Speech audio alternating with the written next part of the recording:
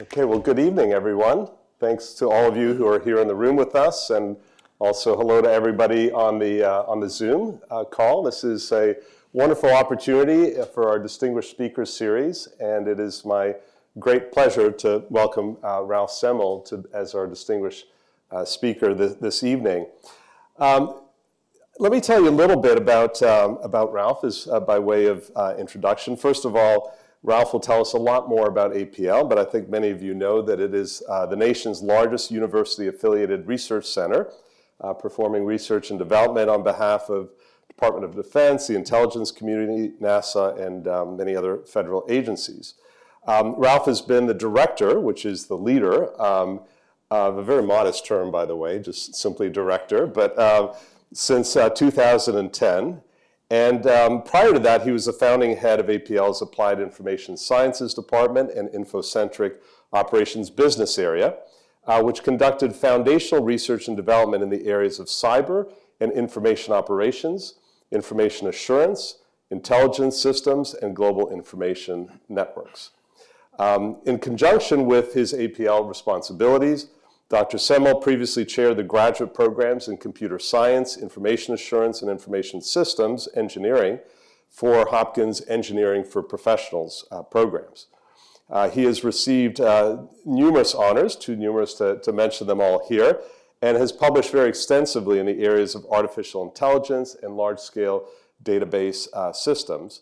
He's also led a variety of national-level task forces and studies and served as a member of the Defense Science Board, U.S. Strategic Command Strategic Advisory Group, and the Council of Foreign Relations. And before joining APL, Dr. Semmel held leadership and technical positions with Wang Laboratories, MITRE Corporation, and the U.S. Army. Speaking of the U.S. Army, he is a West Point graduate with master's degrees in computer science and systems management and a PhD in computer science. So I'll start us off with some questions, and then we'll open it up a little bit later to others. But first, to set the stage, we have a short video of APL's recent asteroid impact mission that received worldwide attention.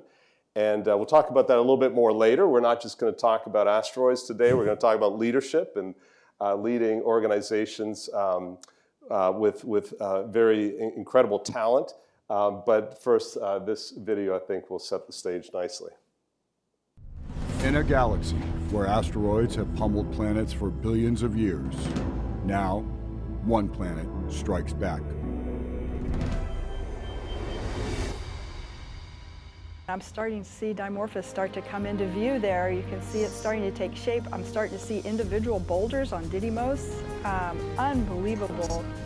Unbelievable clarity of images there. Our projected distance is going to be about 17 meters. Oh my gosh.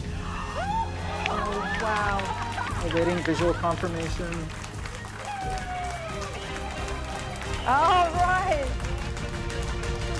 We got it? Waiting.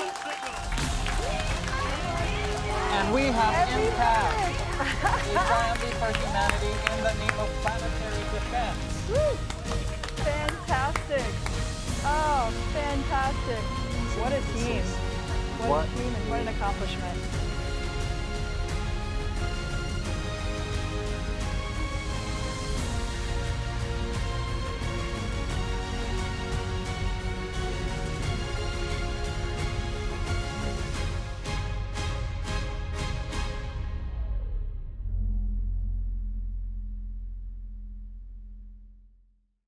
All right, so we're inspired, goosebumps, exciting times in particular to see the celebration. And we will talk about the DART mission a little bit later on. But I think first, Ralph, welcome again. Thank you so much for being here. And I think everybody in the room and on the Zoom knows about APL, but not everybody might know about the history of APL, now celebrating your 80th year as a phenomenal organization. So maybe you could just give us a brief history and time of APL in a few minutes. Sure. First, thanks for having me. I really appreciate having the opportunity to speak with you and with the group here. So APL, I'm very biased. I'm admittedly biased, but APL is an amazing institution, just amazing. And back in the early 1940s, of course, was the dawn of World War II. And there was a terrible problem in dealing with enemy aircraft. And the Carnegie Institution was actually doing work on coming up with ways to send a roundup that would explode at the optimal time so that an enemy aircraft would be taken down. Well, it turns out, even back then, there were conflict of interest issues, and Vannevar Bush said we have to divest ourselves of this activity.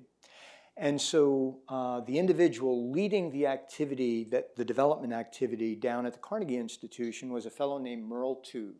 And he headed up a section called Section T, T for Tuve. And it turned out that Merle Tuve was a Hopkins graduate. And so he went up and met with Isaiah Bowman, who was the president of the university at the time, and basically said, hey, we need to establish a home for the completion of the development of this incredible technology that changed the course of World War II. Bowman agreed, and it was intended to be just a temporary kind of activity at Hopkins, but it turned out that once the war ended, we almost immediately entered the Cold War, and so the ongoing threats led to Hopkins keeping APL.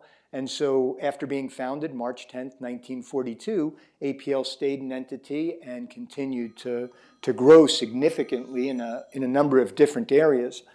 And our interactions then with the university, because we're basically a non-academic research division of the university and an LLC, by the way.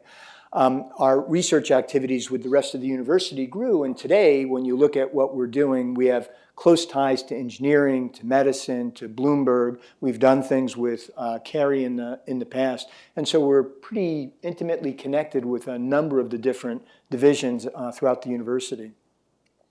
So it's interesting that you started with the story of blowing up something. We just saw DART, and obviously APL does a lot more things than just that. But we do like blowing things up. You do. Who doesn't?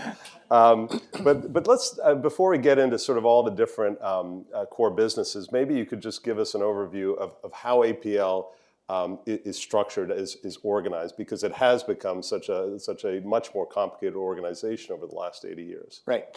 So just for some context, APL is about a $2 billion a year operation, just over $2 billion a year. And we have well over 8,000 staff members at the laboratory. And we are a heavily matrixed organization. So we have a line portion of the organization, a program portion of the organization. We divide ourselves up into what we call sectors and departments, and we have a number of sponsor-facing activities, 6 sponsor-facing elements, and then a handful of enterprise service types of activities. And we have what we call mission areas, and we have a dozen mission areas, which really represents the lines of business of the institution. And these range from things like national health, to cyber operations, to air and missile defense, which goes all the way back to that 1942 legacy that was established for the lab, to undersea technology, to space, both from a civil and national security standpoint. And so those form the core business, the sponsor-facing activities, and then the line has expertise in pretty much any technical area you can imagine. The way I like to characterize it is there's not a technical problem that you would throw in the middle of a room that 2 or 3 APLers wouldn't be able to jump on and solve. Anything from quantum computing to artificial intelligence to hypersonics technology to ocean physics. I mean, the breadth and depth of capability is truly remarkable. So given that breadth, how do you think about strategy? And in particular, one of the things that we want to focus on today is innovative. I mean, APL clearly a very highly innovative enterprise, much like any big tech company, these at this point in time. How do you think about sort of establishing a strategy and maybe in some cases saying, oh, we're not going to do that, even though we probably could? This is sort of how we're defining ourselves. Yeah. So here you've actually hit a sweet spot for me because I tend to be a very strategy-driven individual, and we've done a number of things over the past dozen years to really make APL a strategy-driven organization. In fact, in my overview of the lab, which takes, is about a 90-minute to 2-hour overview, and I go, all out on it, it's called a strategy-based approach to innovation.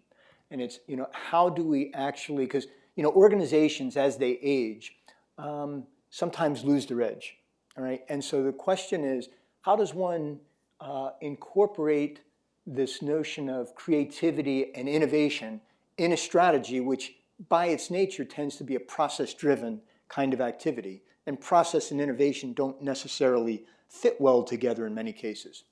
So we use an approach. It was inspired by, if you've ever read Built to Last, by Collins and Porras, where we created a centennial vision a number of years ago.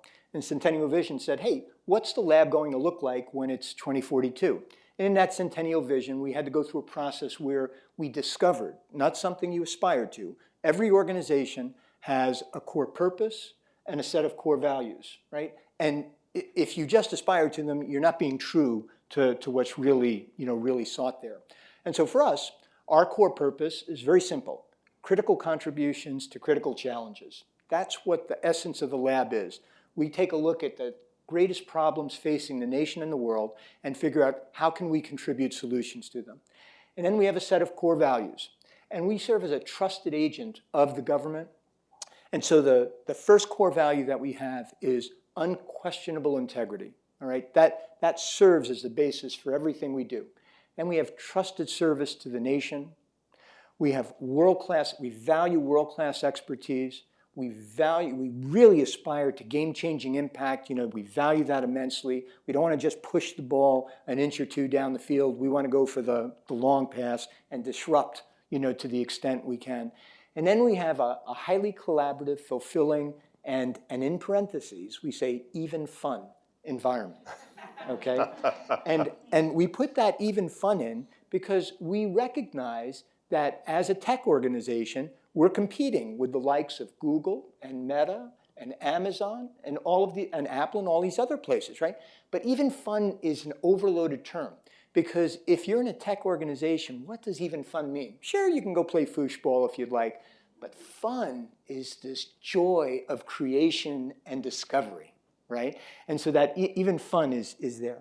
All right, so you have that. That serves as the basis.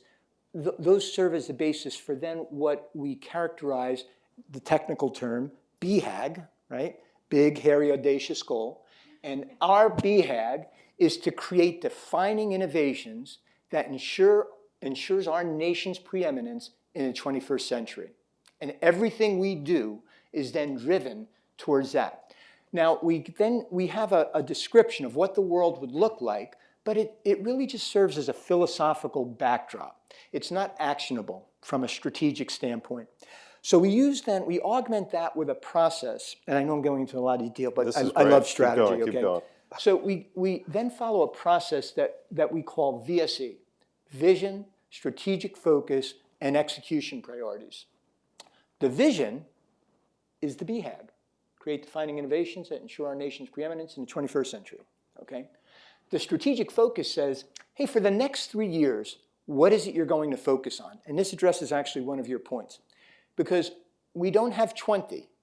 We have, as complex as APL is, with our 8,000 plus people from the deepest depths of the ocean to beyond the extent of the solar system to cyberspace and everything else like that, we basically have 7 strategic focus elements. So we make every 3 years, we go through a rebaselining process where we say, what do we need to focus on over the course of the next 3 years that will contribute to us achieving those defining innovations, which we've had. And by the way, we are very strict on ourselves.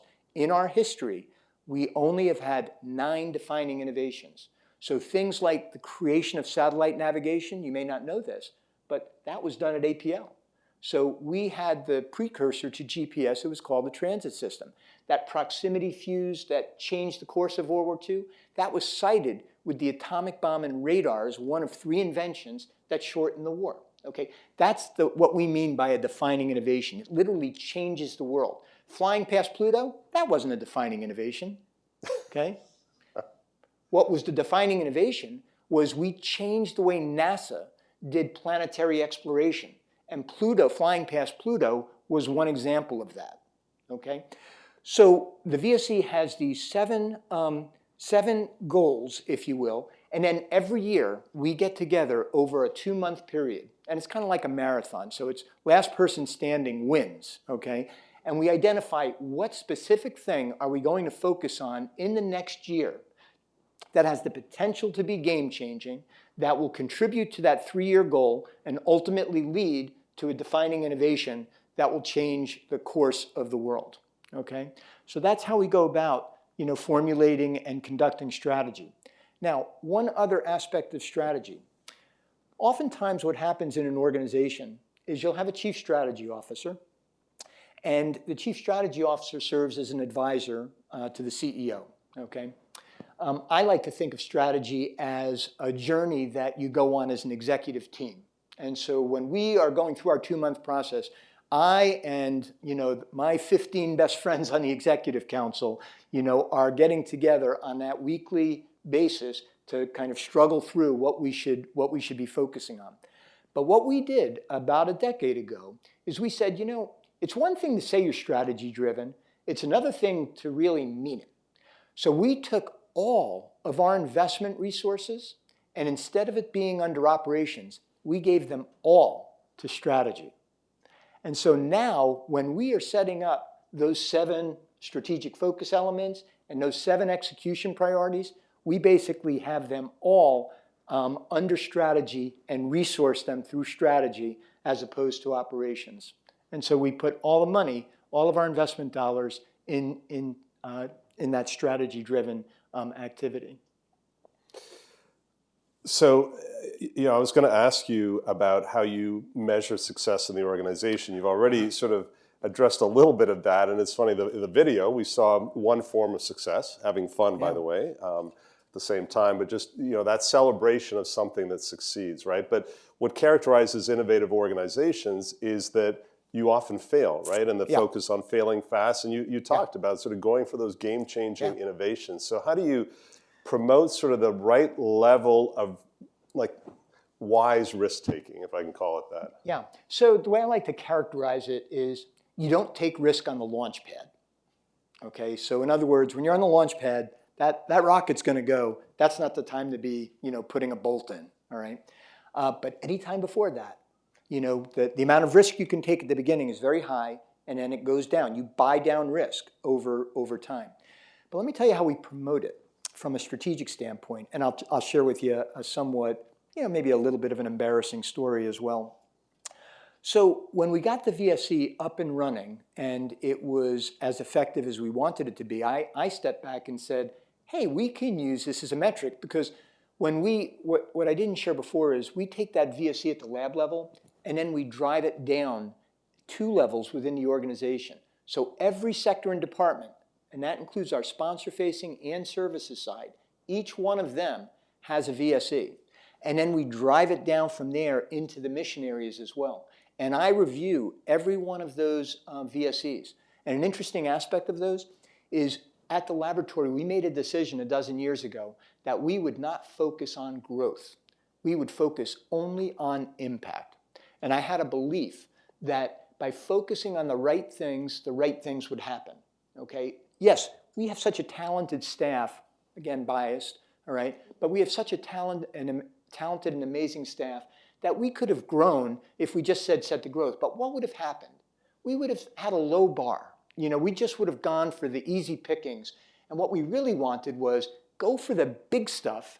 And then if you get it, you're going to be at the leading edge. If there's a downturn, you'll be immune from it because you're at the leading edge and you'll be focused on the right kinds of things. But then we did something more. We said, hey, with these VSEs, for everybody in the organization, we can establish a goal for all of the executives where they have to achieve 80 or 90% of the objectives that they set. And here's the embarrassing part. My head of human resources, now called talent services, came to me and said, Ralph, if you set the goal at 80 or 90%, we'll achieve it. But do you know what she meant? We'll dilute the objectives. We'll make sure that we set the objectives at a level that we can achieve. So our goal, our success criteria for achievement on a VSE is 50%. And if you get 100% green, we have a discussion, all right? Because you're not trying hard enough to stretch, right? So at the lab level, we routinely have multiple objectives that every year we share with the staff. You know, how do we do on strategy and where are we heading next year on strategy? And we go through those 7 at the lab level and say red, yellow, green. And each of the sectors, departments, and mission areas do the same thing in their individual organizations. And if at the lab level, we've never had all green. And we have often had red, and this year we had 2 yellows. You know, so we really try to emphasize it's okay to take risk. It's okay to fail. Noble failure is something that we will learn from and benefit from over the long term. I love sort of the strategy that you've laid out, and as you know, in business, we always say that culture eats strategy for breakfast. So let's just talk a little bit about culture, and I think you've addressed some of that in terms of sort of the permission to take bold risks. But APL has transformed a lot over those 80 years. So I'm just, in particular, you've been there for a good chunk of that. How has culture transformed, or what have you done sort of consciously to transform culture during that period?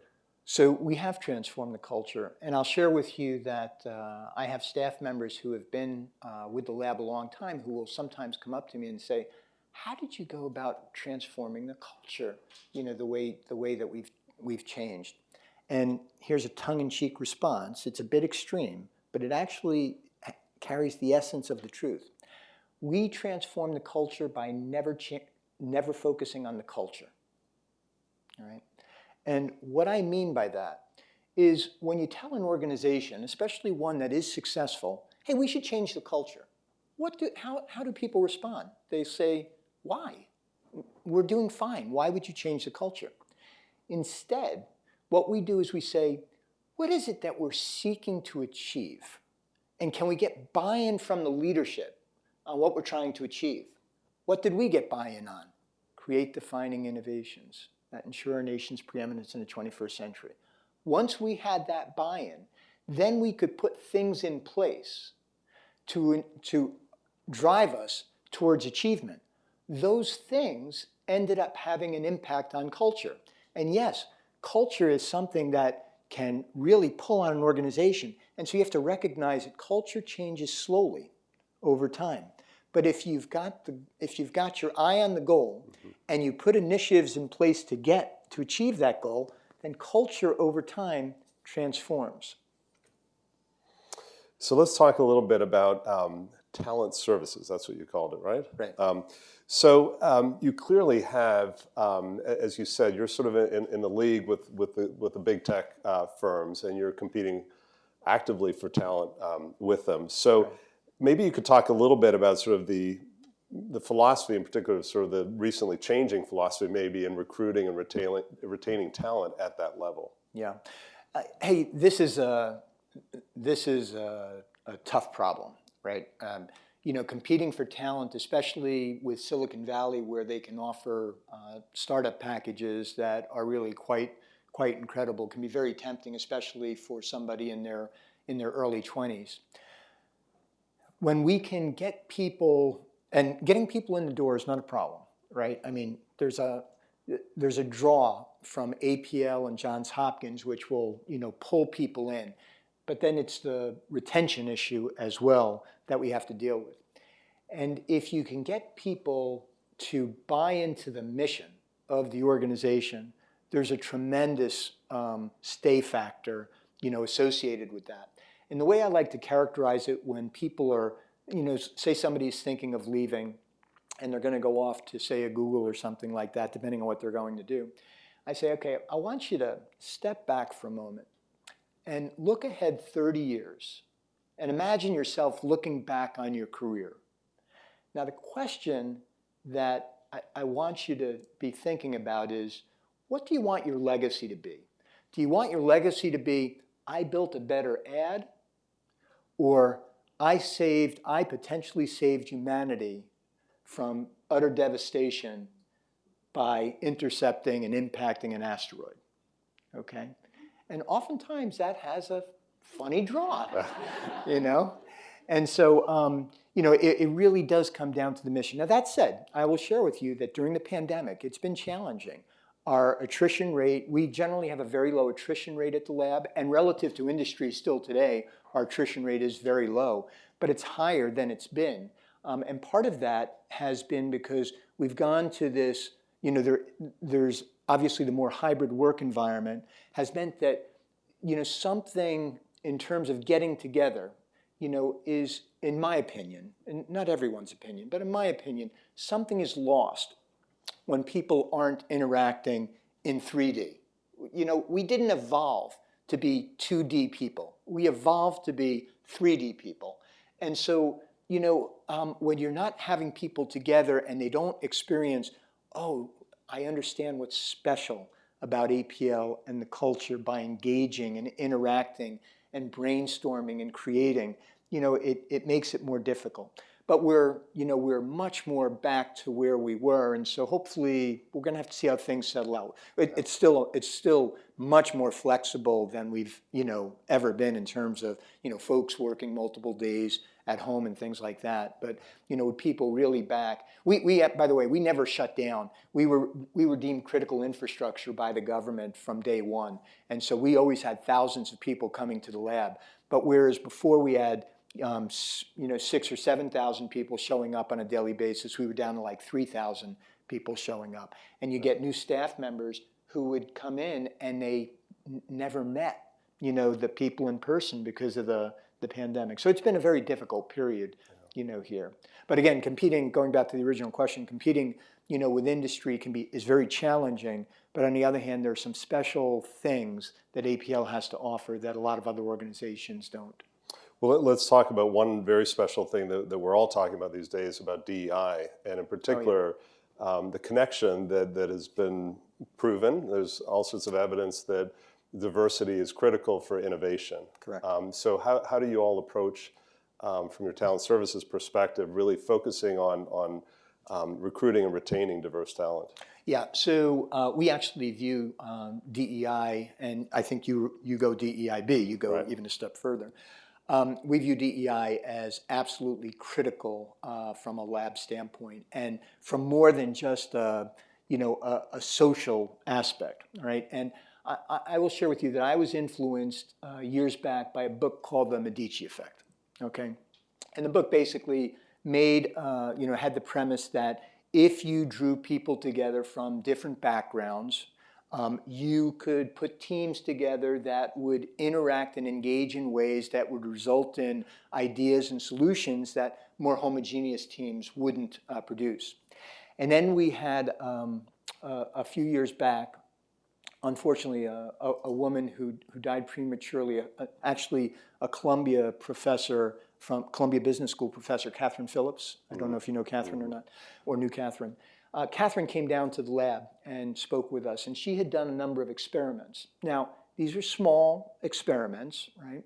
But the experiments indicated that if you had heterogeneous teams, diverse teams, and you gave them tasks, they would inevitably perform more effectively than homogeneous teams. But the odd result was that the homogeneous teams were very happy about their results, and the heterogeneous teams were not, okay? Because there was conflict. All right, and in an ideal situation, you have this constructive tension and conflict that occurs that leads to, allows these emergent solutions to come out that are very, very creative and amazing. And so, as a laboratory, we try to promote diversity in all the different kinds of initiatives that we've put in place. And so, for example, we have innovation initiatives where we require teams be made up of diverse individuals. We have STEM programs that are focused on HBCUs and MIs. Remember I talked about the VSE process? A few years back, we decided that this was such an important element for the lab that we were going to put in place DEI VSEs. So we have parallel structure for DEI at the lab level and at the sector and department level. And we share these actually with the board, APL's board. And just to give you one example of something we're focused on this year, because at the lab level, one of those 7 objectives that we talk about is always, 6 of them are focused externally, One is always focused internally, and it's inevitably on DEI. And this year that we've just entered, we're on a government fiscal year basis, so October 1st we just entered, we've put in place something called a DEI ambassadors program, where we have volunteers throughout the laboratory. And by the way, we have affinity groups and an employee resource group, all working with us at the senior level, to promote ideas and generate ideas.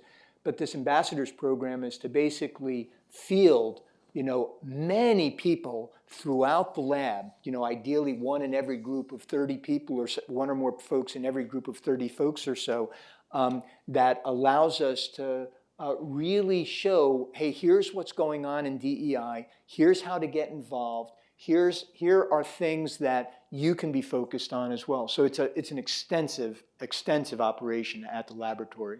And the CDIO, who happens to be dual-hatted as the talent services head, has done an amazing job in putting together a set of initiatives over the years. That's fabulous to hear, and I've heard you talk a lot about it in meetings that we've had in the past, so I know that you all are very, very focused on it. Okay, so we've been talking a lot about leadership, strategy, and culture and so on. Let's go back to DART. Let's talk about blowing things up again. Yeah. Because in particular, we saw in the video the team or part of the team celebrating, but it took years to get to that point, right? So a lot of, we're often impatient when we want, certain initiatives to go off and it takes months or years. I mean, you've got a very different time horizon. So how do you sort of plan through that? And maybe you could just tell us a little bit specifically in the case of DART. Yeah.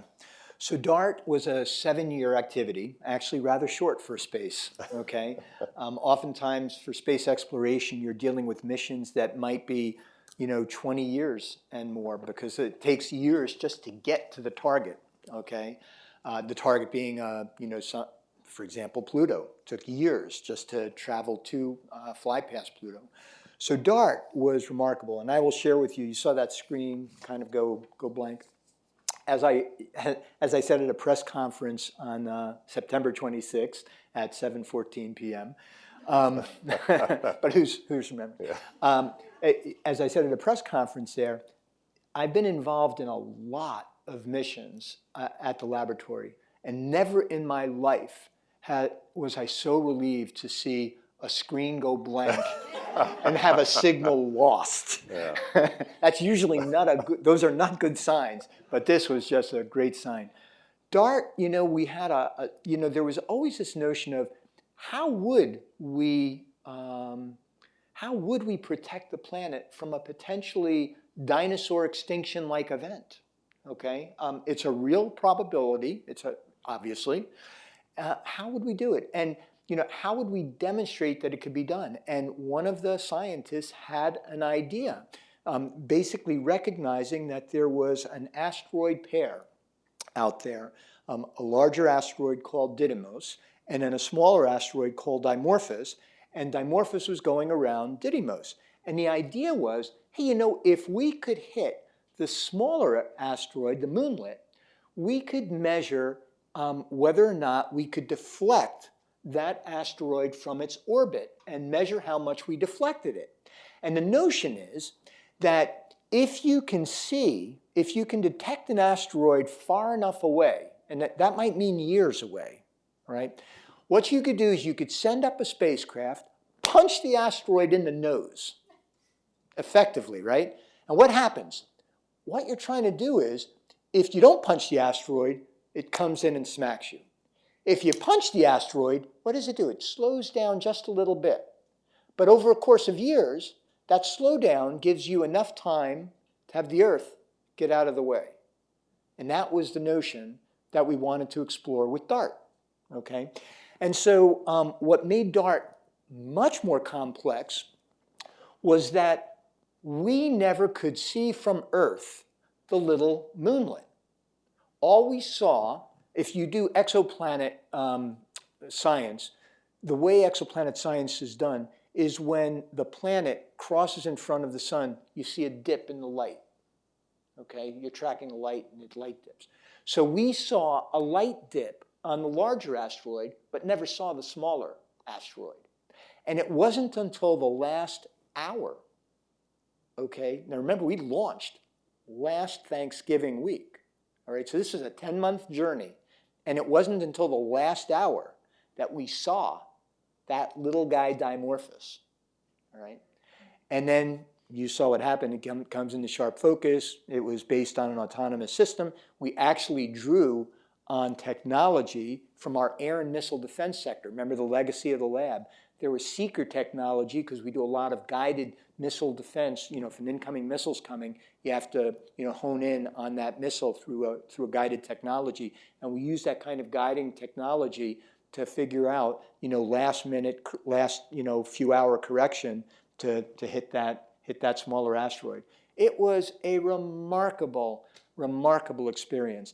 And I will tell you, until that last hour, I was praying that Dimorphos was not a donut.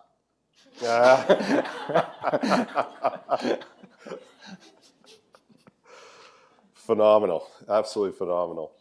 Well, we'll go from sort of space to talking about something that's more personal for all of us, which is health. And as you know, we're very focused here at Carey on the business of health, but you too have increasingly become focused on health at APL. So maybe you could tell us a little bit about what types of things you're focused on and what was sort of the seed that got that going. So this will be fascinating from a strategy discussion. Well, I'll find it fascinating from a strategy discussion. You have to decide whether it's fascinating or not. So we had historically worked on niche kinds of projects in health throughout our history, just because of our proximity and collaboration with Johns Hopkins Medicine, right? But we didn't have kind of the large kind of anchor programs that we have in other areas. And remember what I said, we don't want to just kind of push the ball inches down the field. We want to go for the long pass. And so, when I became director, I looked and said, okay, we'll do this niche stuff, but health isn't going to be something that is going to be a significant activity for the lab. Remember I talked about 3-year rebaselining of our strategy? So a handful of years ago, next year will be up for our 3-year rebaseline, so it literally was a handful of years ago. We stepped back and we said, when we were doing the rebaseline, and we said, where can the nation best take advantage of what APL has to offer? Where can APL offer something unique that we haven't been offering and that the nation needs? And so health came up as one of the 3 areas that we were considering. We were considering a couple others. And I myself was opposed. And I said, we're not gonna do health. And then I went to a dinner of your predecessor, Bernie Ferrari. So I'm going to thank Carey for APL's entree into health in a significant way. And at that dinner, I bumped into a fellow named Peter Pronovost, who was a MD, PhD at Hopkins. And he came up to me. And what you have to understand is when we decide that we're going to move into a new area like health, what that means is we're going to devote millions of internal investment dollars to drive forward in it. And we're going to, before we commit to it, we're going to invest a certain amount of money to explore if it makes sense to invest millions of dollars and characterize it as one of our 7 priority areas. So Peter called me aside and he said, hey, I want to tell you that one of your staff members is having a profound impact on medicine. And Peter was in charge of the Armstrong Safety Institute. And I said, wow, that's really great, Peter. He said, and Peter responded, well, I have to tell you that because Alan, the individual, Alan would be too embarrassed to tell you. And I said, why would Alan be embarrassed to tell me this? He said, because we'll be brainstorming about how to deal with a particular problem in patient safety in a critical care unit, for example. And we will be struggling, and Alan will come up and say, have you thought about doing it this way? And we'll look at Alan and say, can you do that? And Alan would typically respond to us, it's engineering 101, right? Immediately, the light bulb went off in my head that there, as as much as I had placed medicine on a pedestal, all right, there's this gap that exists. And when you go into something like a critical care unit and you listen to all the alarms, conflicting alarms that are going off, and the decisions that have to be made in real time, and you realize if we could somehow integrate these various systems and components more effectively, we could have a dramatic impact on health. And that night, I changed my perspective. We picked health as one of our 7 areas. We invested several $1 million a year in it, and today we have a few hundred people that are focused on health.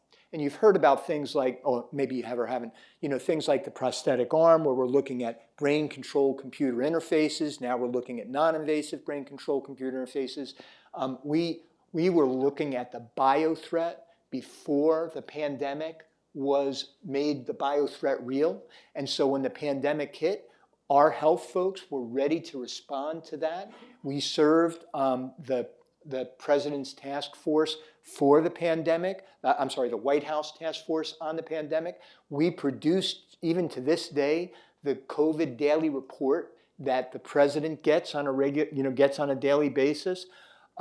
We do disease surveillance in lower income countries, to identify when there might be outbreaks that could occur. So there's a whole, slew of things. We're involved with precision medicine, on something called the Precision Medicine Analytics Platform, with Johns Hopkins Medicine. So there's a whole variety of things that have really grown. It's really been quite a success. That's super exciting. And by the way, I just want to, if those who are on the Zoom screen, if you have any questions that you want to put into the Q&A function of Zoom, please do so. And we'll also obviously give an opportunity for our audience members to ask questions in a couple more minutes. One of the things in particular, when you think about the types of innovation that you all are involved with, is how some of these innovations impact things that impact us as consumers or individuals, maybe with some lag, but when we go back, and you mentioned GPS and all these things that obviously have an impact. So how do you think about, or do you think much about sort of the commercialization portion of this and spinning off some technology that, even though you're focused on doing this one key sort of huge initiative, that somebody else could go off and maybe take that into and commercialize it in other ways? Yeah. So we have a tech transfer office at the lab. There's a requirement by Bayh-Dole that organizations like APL have to consider how to transition potentially useful technologies to the commercial space. Now, a lot of our work is quite sensitive, and the sensitive work that we do is not meant for commercialization, right? But we have identified health, space, and cyber as areas where we need to focus more on the transition. We've had limited success. We've had a number of transitions that have taken hold, and there are companies that, in fact, we have several $1 million of funding that comes in, from the tech industry, for example, for things that we've done in the health area. So there's a number of different activities that we have going on, and we then try to work closely with Johns Hopkins Tech Ventures, JHTV, as well. In fact, we just had them down to the lab here in the last week or so, meeting with our tech transfer folks as well. Yeah, that's great. Well, let me ask one more question, then we'll open it up. Yeah. And this is more sort of a personal question about your career and just any career advice that you'd like to provide to our students or alumni and others in our audiences here. I've tried to always follow a path based on one simple mantra: do the right thing. Okay, and early in my career at the laboratory, in fact, it wasn't that early. I was a supervisor and a deputy director of our research organization, and then 9/11 hit. And when 9/11 hit, I took a demotion at the lab. I voluntarily stepped down from my executive position at the laboratory so that I could do something that I felt would be would contribute more to what we were facing as a society, because I knew on 9/11 that our world had profoundly changed.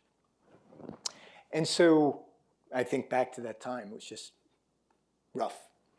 And so I stepped down thinking that my career was over at that point, okay, at the lab. You know, because it's very unusual for somebody to do this and then do this, right? And that's just what I did. Well, it turned out the area that I went into was cyber. And so I effectively built the cyber activity at the lab. And if you can imagine, you know, how that blossomed, cyber just, you know, grew like the blazes, and that ended up turning into one of our departments, what we would today call a sector. And then I had the honor of, you know, being offered the directorship of the laboratory, which really is the greatest professional honor, you know, of my life. You know, throughout my career, I have relied extensively on mentors. And if I could make one recommendation, you know, other than doing the right thing, it would be always ensure you have mentors that you're seeing on a regular basis, you know, for a variety of different things. You know, to this day, there are people I still view as mentors, and I take mentoring very seriously myself. Great. Well, let's see if we have any questions from the audience or from the Zoom room. We have lots from the Zoom room, but I'll pause for a second. Yeah, please, one of our great students. By the way, we have 32 Carey, I checked this today, we have 32 Carey graduates working at the laboratory today. Awesome. Yeah. And you have a remarkable student here who just happens to be at APL.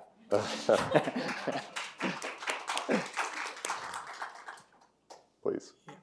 So what, according to you, are some of the key differences between the research done at the APL versus some of the for-profit organizations that you compared APL with? If you can shed some light on that. Sure. So if you take a look at the kinds of research that we do at the laboratory, what we will do is do leading edge research that ends up getting transitioned to industry.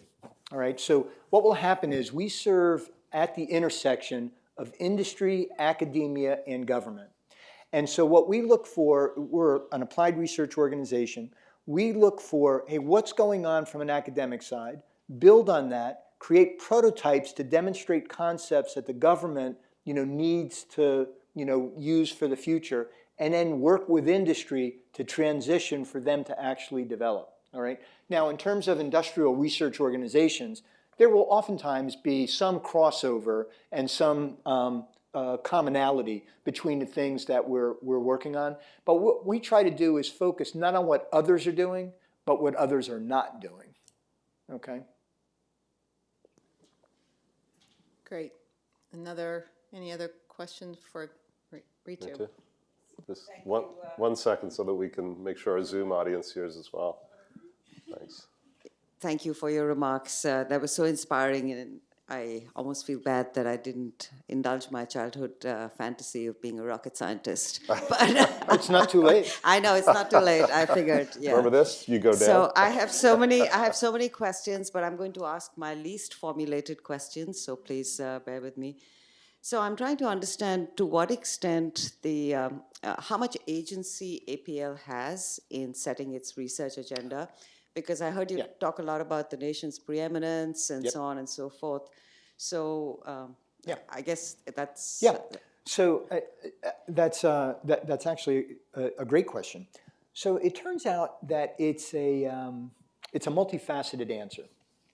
So there are times where the government will look, because we work very closely with a lot of government agencies, and you know there are organizations like DARPA, if you've heard of DARPA, and IARPA, and places like that. But we also work, you know, our largest sponsor is the Navy, and what will happen is we'll be working closely with them, and sometimes they will say, we have a problem we can't solve. Can you guys, you know, can you folks focus on that? Sometimes we'll be working with them and say, we have an idea that we would like, you know, we think could have a game-changing impact, and we will, you know, share it with them. And then we also have internal resource dollars, tens of millions of dollars that we invest in things like IRAD, and in particular very high risk research and development activities that a sponsor isn't even interested in right now, but which we feel could potentially have game-changing impact, and if we are successful, we could then sell it, to a sponsor. All right, so it's a back and forth net. So quick follow-up, would you interact with NSF? Okay, yeah. Yeah, so NSF is not one of the main sponsors that we have. We'll do some NSF work, but we'll generally do that in conjunction with the university, okay? And there's reasons for that. NSF caps how much reimbursement they will give. There's certain fee restrictions, that they place. So we generally work more with organizations like DARPA, ONR, places like that. Okay. Thank you. Yep. Let me grab one from our Zoom room. Playing off the title of Managing Genius, does one have to be a genius in order to manage genius? And what degrees might be important or unimportant? Well, I can't comment on whether it takes genius to manage genius, okay? Or at least I won't comment. And in terms of what degrees, is that what the second part was? You remember I talked about the diversity, right? Think about diversity of thought. And diversity of thought means that not only are we thinking about things like ethnicity and race and culture and so on, we're also thinking about, we want computer scientists to work with electrical and computer engineers, to work with material scientists, to work with biologists. And so our teams tend to be very interdisciplinary and draw from a number of different activities. And so most of our folks, clearly come from hard science backgrounds. But we've more recently been focused on things like ethics as well, because as one thinks about artificial intelligence and things like lethal autonomy, what does it mean to unleash something like that, a weapon that may be autonomous? So you have to consider the ethical aspects as well. And so we have a number of social scientists to complement the technical folks as well, and that's purposeful.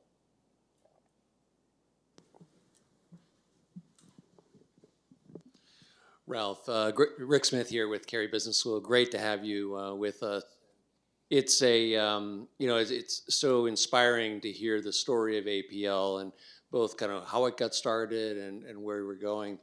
We're a young business school. We've got excited faculty about research centers and initiatives we're trying to launch. What advice would you have for us at this day and age as we launch, our research areas, our focus areas in this very globalized world, which maybe is a little bit different than what it was when APL got started? What thoughts would you have for us?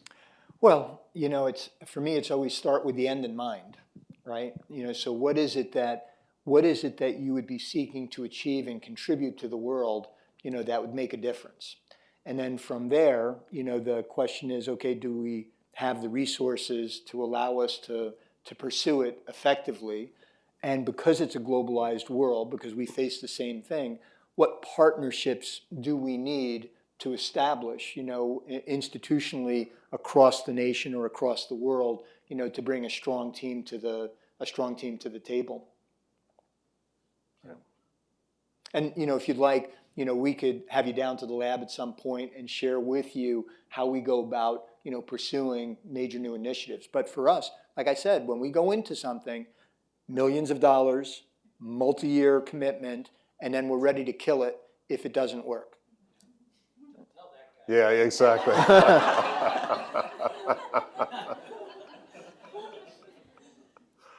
Awesome. We have another question from our Zoom chat. What's next after the asteroid deflection that you can talk about? So it's called Dragonfly.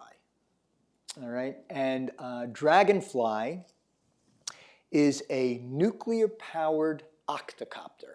It's actually a dual quadcopter, about the size of a small car, that's going to go to Titan, which is the largest moon of Saturn.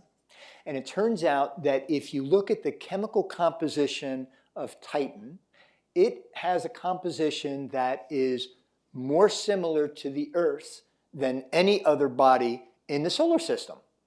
And so the goal by sending this nuclear-powered octocopter to Titan is to have it fly from place to place, do samples and materials analysis, and discover what might be the prebiotic basis for life on Earth.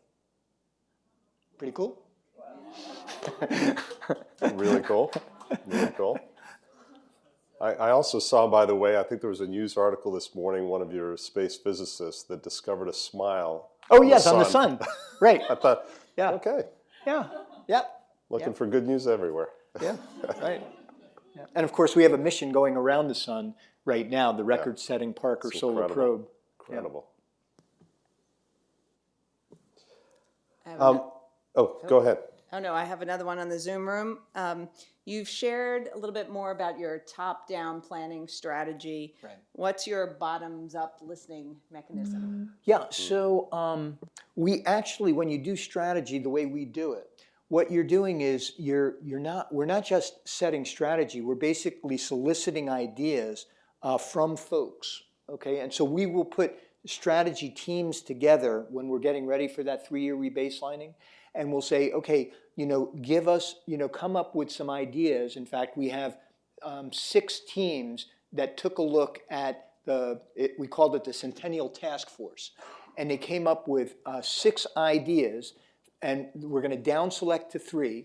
And we have an executive council offsite in January where the folks that put those 3 ideas together are going to come out and present to the executive council. And that's kind of a bottom-up bubbling of ideas that we will consider as possibilities for one of those 7 strategic focus elements that I mentioned. So we make, and then, oftentimes what has happened, at least in the past, pre-pandemic and all, is I would get together with different groups, including our employee resource group, and solicit from them. I would present, here's what we're thinking, and then solicit their ideas on, hey, does this sound reasonable? What else should we be focused on? So it's definitely a net kind of net-based strategy development activity. That's great. We're almost out of time, but you mentioned growing the cybersecurity area. Yeah. And I don't know if you remember this, a couple of years ago, we were talking about cybersecurity, so there's a book you should read. It's called This is the Way I Hear That the World This is the Way the World Ends. This is the Way the World Ends, which is a New York fabulous Times book. report. Fabulous and completely depressing book. But so the Godfather that they talked about in that book said APL. Interesting. Yeah. Interesting. I also read a couple of days ago about quantum computing and how that may sort of be our solution, but that's a long ways off. So I'm just kind of curious if you want to close with either depressing news or good news about sort of cybersecurity and where we stand right now.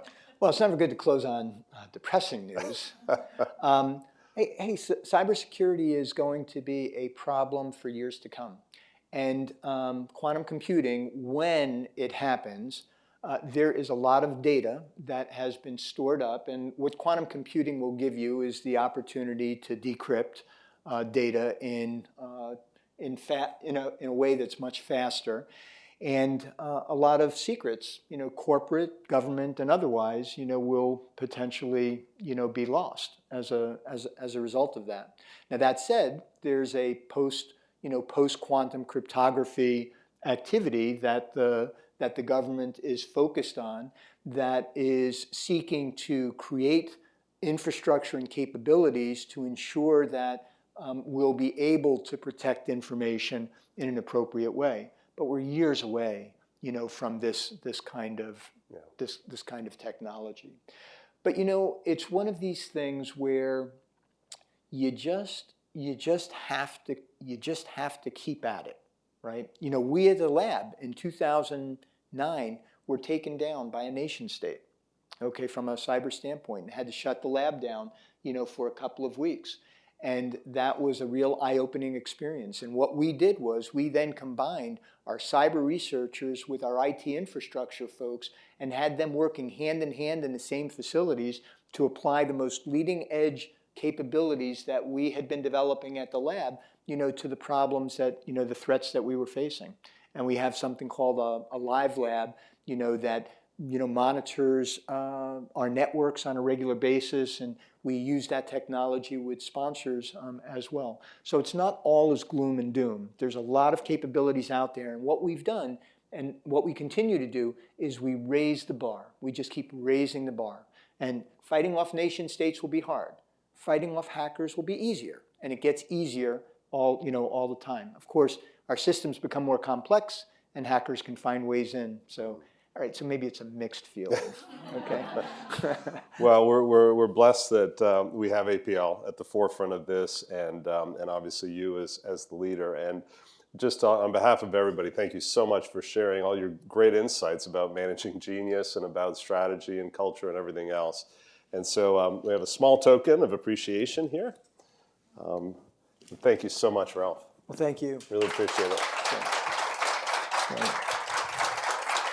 Thank you. So, Thank you. Yeah. so since you gave gifts, I thought I would share one thing with the team here.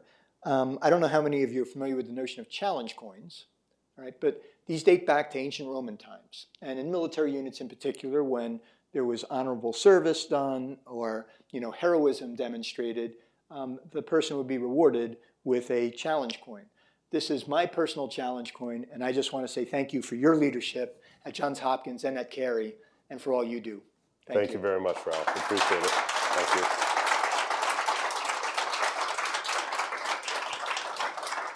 All right, we'll see you all at the next Distinguished Speaker Series.